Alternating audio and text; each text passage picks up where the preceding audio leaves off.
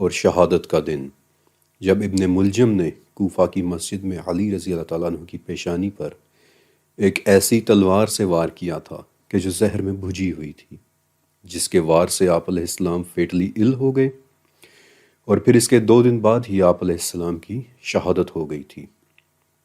شاید یہ واقعہ آپ نے پہلے بھی سن رکھا ہوگا، لیکن آج میں آپ کو یہ واقعہ ایک ایسے عینی شاہد کی گواہی کے ذریعے سنانا چاہتا ہوں کہ جس نے یہ منظر اپنی آنکھوں سے دیکھا تھا۔ اور یہ واقعہ شروع ہوتا ہے کچھ اس طرح سے۔ اگرچہ اس واقعے کی تاریخوں میں تھوڑا سا اختلاف ہے، لیکن اتنا ضرور کنفرم ہے کہ رمضان کا مہینہ تھا اور جنوری کی یہی تاریخیں تھیں، اور اس رات تابعی حضرت محمد بن حنیفہ کوفہ کی مسجد میں ساری رات رمضان کی عبادت اور اذکار میں مگن تھے۔ محمد کہتے ہیں کہ مسجد میں نہ صرف میں بلکہ میرے علاوہ کئی لوگ رمضان کی عبادات کر رہے تھے، اور جب صبح کا وقت ہوا تو مجھے علی کی آواز آئی کہ نماز کے لیے کھڑے ہو جاؤ۔ اب مجھے یہ اندازہ نہیں ہوا کہ یہ الفاظ علی نے چوکھٹ کے باہر سے کہے ہیں یا پھر مسجد کے اندر داخل ہو کر، لیکن اس کے فوراً بعد ہی میں نے تلوار کی ایک چمک دیکھی اور کسی نے چلا کر کہا کہ اے علی، اللہ کے علاوہ کسی کا حکم نہیں، حکم کا اختیار نہ تجھے ہے اور نہ تیرے ساتھیوں کو۔ یہ پوائنٹ آگے چل کر بہت اہم ہوگا اور اسے آپ نے یاد رکھنا ہے۔ محمد کہتے ہیں کہ پھر میں نے تلوار کی ایک اور چمک دیکھی اور مجھے علی کی آواز آئی کہ اسے پکڑو، یہ شخص بچ کر نہ نکلے،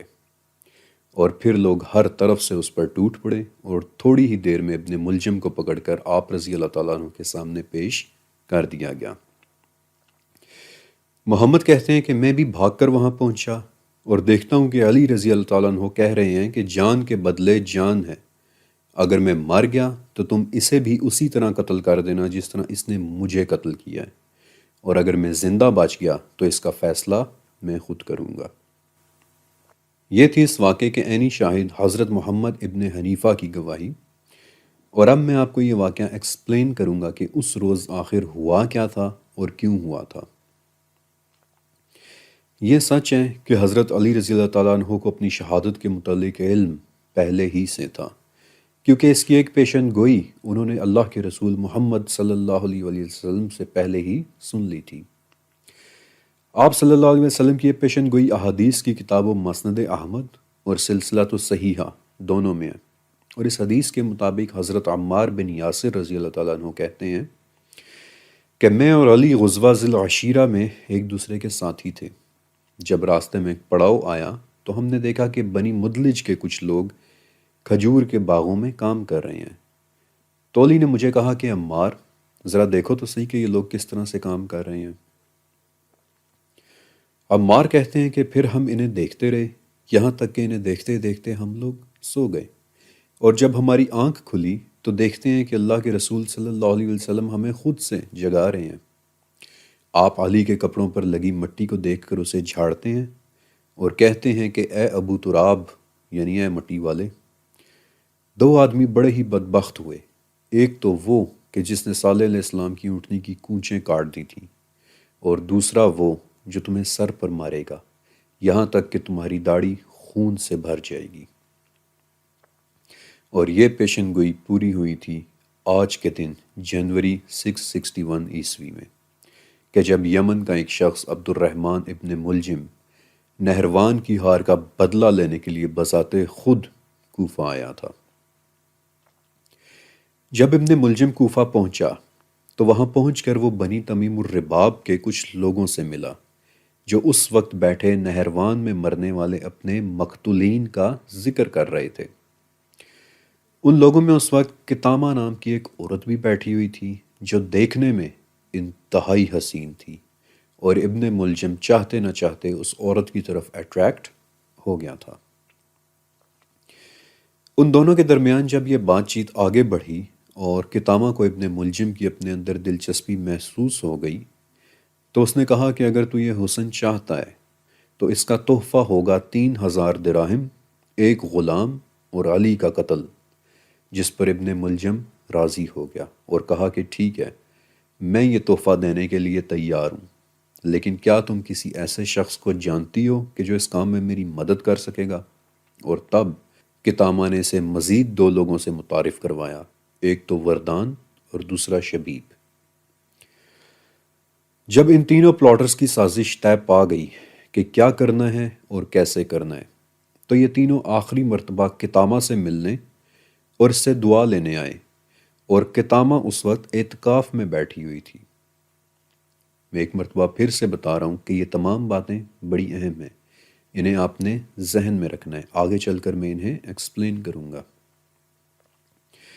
بہرحال کتامہ نے ریشم کی پٹیاں منگوائیں، انہیں ان لوگوں کے سروں اور بازوؤں پر باندھا، انہیں الوداع کیا، اور یہ لوگ اندھیرے میں مسجد کے اس دروازے کے سامنے جا کر بیٹھ گئے کہ جہاں سے حضرت علی رضی اللہ تعالیٰ عنہ نے مسجد میں داخل ہونا تھا۔ محمد بن حنیفہ نے تلوار کی جو پہلی چمک دیکھی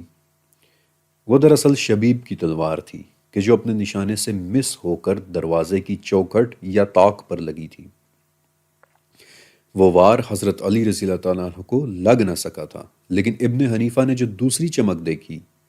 وہ ابن ملجم کا وار تھا کہ جو سیدھا علی رضی اللہ تعالیٰ عنہ کی پیشانی پر لگا تھا۔ شبیب بعد میں پکڑا گیا، اس پر مقدمہ چلا اور عوام میں خوف و ہراس پھیلانے کے جرم میں اسے قتل کر دیا گیا۔ وردان بھاگ کر اپنے گھر چلا گیا، اور جب وہ اپنی ریشمی پٹی اور تلوار اتار رہا تھا تو اس وقت اس کا ایک کزن گھر کے دروازے میں داخل ہوا، اور جب اس نے پوچھا کہ یہ سب کیا ہے تو وردان نے اسے پوری بات بتا دی کہ جسے سن کر اس کے اپنے کزن ہی نے نفرت اور غصے میں آ کر وردان کو قتل کر دیا۔ جبکہ ابن ملجم کے ساتھ معاملہ تھوڑا مختلف طرح سے ہوا تھا۔ جب ابن ملجم پکڑا گیا تو نمازیوں میں سے کسی نے اس کے پاؤں پر تلوار ماری تاکہ وہ بھاگ نہ سکے۔ پھر جب اسے علی رضی اللہ تعالیٰ عنہ کے سامنے لایا گیا تو آپ نے اس سے پوچھا کہ اے اللہ کے دشمن، کیا تجھ پر میرے کوئی احسانات نہیں؟ تو اس نے کہا کہ ہاں ہیں۔ تو علی رضی اللہ تعالیٰ عنہ نے پوچھا کہ پھر تم مجھے قتل کیوں کرنا چاہتا تھا؟ تو ابن ملجم نے کہا کہ میں 40 دن تک استخارہ کرتا رہا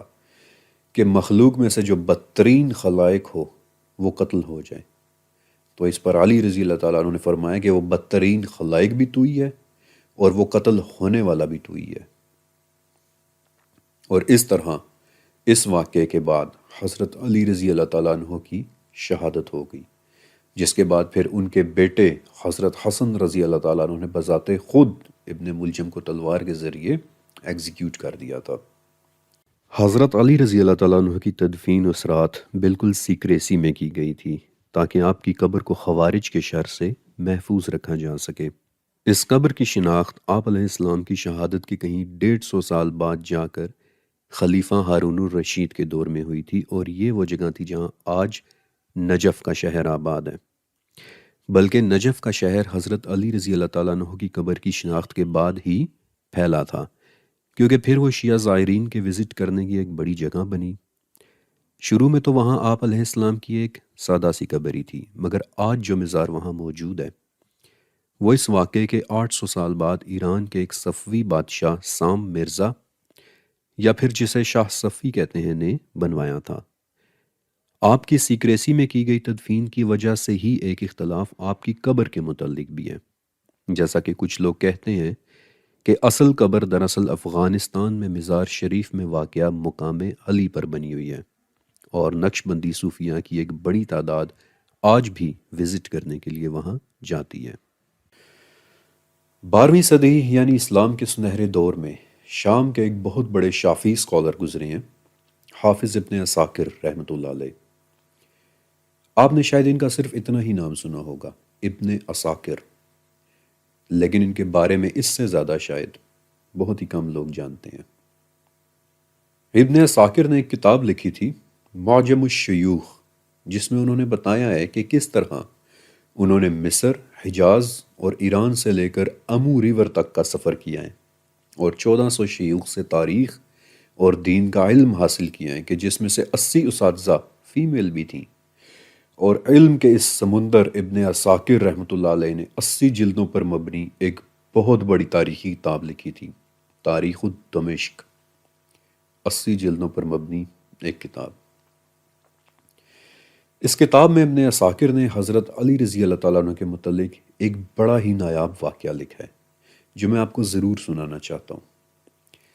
تاریخ دمشق میں امام احمد بن حنبل کہتے ہیں کہ حضرت علی رضی اللہ تعالیٰ عنہ کے فضائل میں جس قدر روایات وارد ہوئی ہیں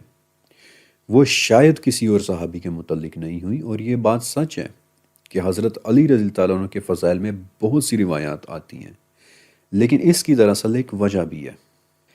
امام بہقی کہتے ہیں کہ حضرت علی رضی اللہ تعالیٰ عنہ کے بہت سارے مخالفین پیدا ہو گئے تھے،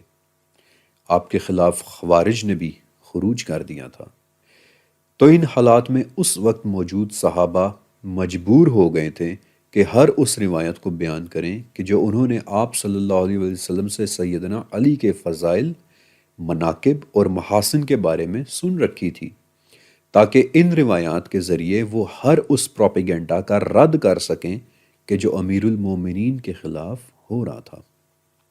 اور حضرت علی رضی اللہ تعالیٰ عنہ در حقیقت ان فضائل کے باقاعدہ مستحق بھی تھے، کہ یعنی کہ یہ کوئی فرضی فضائل نہیں تھے۔ And it all make sense. اور یہاں میں اس واقعے کا ذکر کرنا چاہتا ہوں کہ جو حضرت علی رضی اللہ تعالیٰ عنہ کے حوالے سے ابن عساکر نے اپنی کتاب تاریخ دمشق میں درج کیا ہے۔ اس واقعے کے مطابق تابعی عمرو بن میمون رحمۃ اللہ علیہ کہتے ہیں کہ ایک مرتبہ میں ابن عباس رضی اللہ تعالیٰ عنہ کے پاس بیٹھا ہوا تھا، اور یہ ان کے نابینا ہو جانے سے پہلے کا واقعہ ہے۔ تو ان کے پاس 9 افراد آئے کہ جو خوارج میں سے تھے، اور انہوں نے کہا کہ ابن عباس، ہم آپ سے اکیلے میں کچھ بات کرنا چاہتے ہیں، لہٰذا یا تو آپ ہمارے ساتھ آ جائیں یا پھر ان لوگوں کو یہاں سے اٹھا کر باہر نکال دیں۔ تو ابن عباس نے کہا کہ میں ہی تمہارے ساتھ آ جاتا ہوں۔ اب عمرو کہتے ہیں کہ ہمیں نہیں پتا کہ انہوں نے ابن عباس سے کیا باتیں کی، لیکن ہم کیا دیکھتے ہیں کہ ابن عباس غصے میں اپنے کپڑے جھاڑتے ہوئے چلے آ رہے ہیں اور کہہ رہے ہیں کہ افسوس، انہوں نے ایک ایسے شخص کے بارے میں زبان درازی کی کہ جو 10 ایسے فضائل کا مالک ہے کہ جو اس کے علاوہ کسی اور میں نہیں ہے۔ انہوں نے ایک ایسے شخص کے بارے میں زبان درازی کی ہے کہ جس کے متعلق رسول اللہ صلی اللہ علیہ وسلم نے جنگ خیبر میں کہا تھا کہ کل میں اسے بھیجوں گا جسے اللہ کبھی رسوا نہیں کرے گا۔ وہ شخص اللہ اور اس کے رسول سے محبت کرتا ہے، اور اللہ اور اس کا رسول اس شخص سے محبت کرتے ہیں۔ وہ شخص جسے اللہ کے رسول نے سورہ توبہ دے کر بھیجا تھا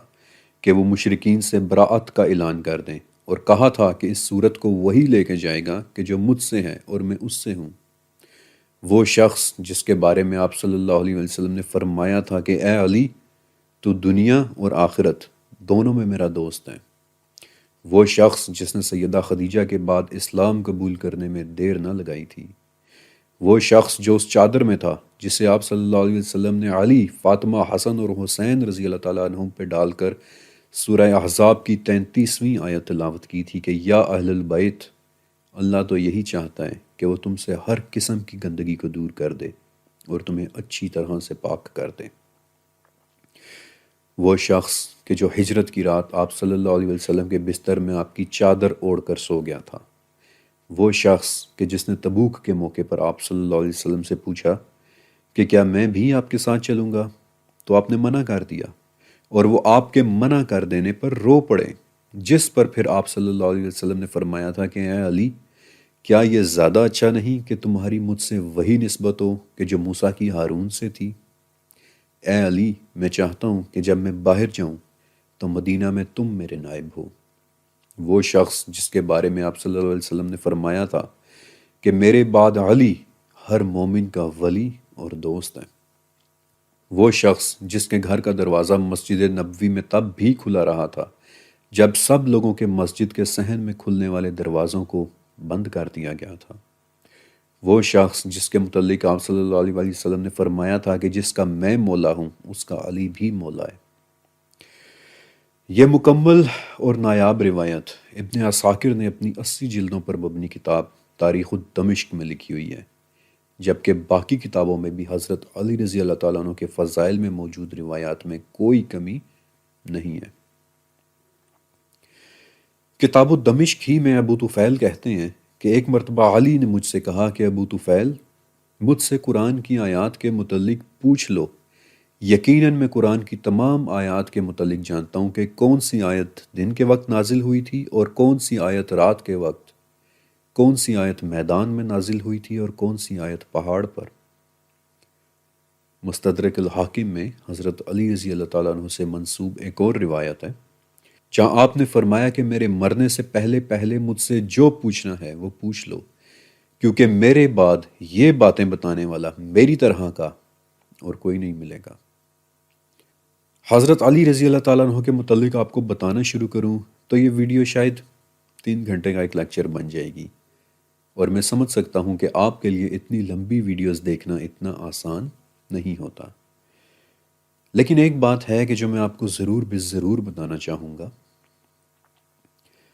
یاد ہے میں نے آپ کو شبیب کا وہ جملہ یاد رکھنے کا کہا تھا کہ جو اس نے حضرت علی پر تلوار چلاتے وقت بولا تھا کہ اے علی، حکم صرف اللہ کا ہی ہے۔ شبیب نے ایسا کیوں کہا تھا؟ کیونکہ بظاہر تو یہ بات بالکل ٹھیک لگتی ہے کہ حکم تو واقعی صرف اللہ ہی کا ہوتا ہے۔ ایک ریسرچر ہونے کے ناطے میں چاہتا تھا کہ اس بات کی تہ میں جاؤں۔ صحیح بخاری میں ایک حدیث ہے کہ ایک مرتبہ حضرت علی رضی اللہ تعالیٰ عنہ نے یمن سے آپ صلی اللہ علیہ وسلم کی خدمت میں چمڑے کا ایک پاؤچ بھیجا تھا۔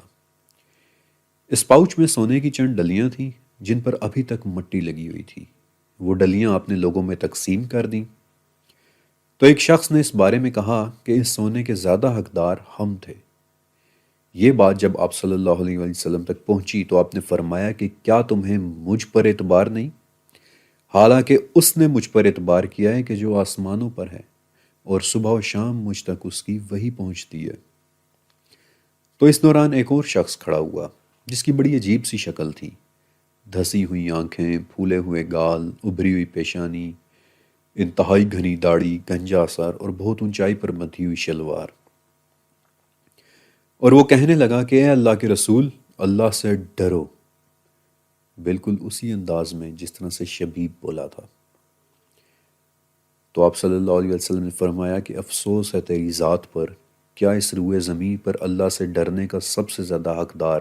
میں ہی نہیں؟ اس پر وہ شخص خاموش ہو کر چلا گیا۔ اب خالد بن ولید رضی اللہ تعالیٰ عنہ آپ صلی اللہ علیہ وسلم کے پاس ہی بیٹھے تھے، تو وہ آپ کے قریب آئے اور کہنے لگے کہ اگر آپ اجازت دیں تو میں اس شخص پر وار کروں؟ تو آپ نے فرمایا کہ نہیں، ہو سکتا ہے کہ یہ نماز بھی پڑھتا ہو۔ تو خالد بن ولید نے کہا کہ بہت سے لوگ ہیں کہ جو نماز تو پڑھتے ہیں لیکن اسلام ان کے دل تک نہیں پہنچتا۔ اور خالد رضی اللہ تعالیٰ عنہ کی اس بات پر آپ صلی اللہ علیہ وسلم نے فرمایا کہ مجھے لوگوں کے دل کو ٹٹولنے یا پیٹ کو چیر کر دیکھنے کا حکم نہیں ملا۔ پھر آپ نے گھوم کر اس شخص کی طرف دیکھا تو وہ پیٹھ پھیرے بازار کی طرف جا رہا تھا۔ آپ صلی اللہ علیہ وسلم سے دیکھتے رہے اور پھر فرمایا کہ اس شخص کی نسل سے ایسے لوگ پیدا ہوں گے کہ کتاب اللہ سے ان کی زبانیں تو تر ہوں گی لیکن قرآن ان کے حلق سے نیچے نہیں اترے گا۔ وہ لوگ دین سے اس طرح نکل جائیں گے کہ جیسے تیر شکار کے آر پار نکل جاتا ہے۔ حضرت محمد صلی اللہ علیہ وسلم پر اس دن اعتراض کرنے والا وہ شخص یمن کا ذوالخویسرہ تمیمی تھا، اور یہی وہ شخص تھا کہ بعد میں جس کی اولاد سے یہ تمام خوارج پیدا ہوئے، جن میں سے ایک شخص کا نام عبد الرحمن ابن ملجم تھا، حضرت علی رضی اللہ تعالیٰ عنہ کا قاتل۔ ان لوگوں کی باتوں سے بظاہر یوں لگتا تھا کہ یہی لوگ اللہ کا حکم نافذ کرنے والے ہیں، لیکن در حقیقت وہ اسلام سے اس طرح نکل چکے تھے کہ جیسے تیر شکار سے نکل جاتا ہے۔ اس ویڈیو کے شروع میں ہی میں نے آپ سب کو وہ حدیث سنائی تھی کہ اے علی، دو شخص بڑے ہی بدبخت ہوئے، ایک وہ کہ جس نے صالح کی اونٹنی کو مارا تھا، اور دوسرا وہ کہ جو تیرے سر پر مارے گا۔ میں نے آپ کو یہ بھی بتایا تھا کہ ابن ملجم کے ساتھ سازش رچانے والی ایک عورت کتامہ تھی، لیکن کیا آپ کو میری 40,000 سالوں کا علم والی سیریز یاد ہے جہاں میں نے بتایا تھا کہ صالح علیہ السلام کی اونٹنی پر وار کرنے والے شخص کے دار کے ساتھ اونٹنی کے قتل کی سازش رچانے والی بھی انیزہ نام کی ایک عورت ہی تھی؟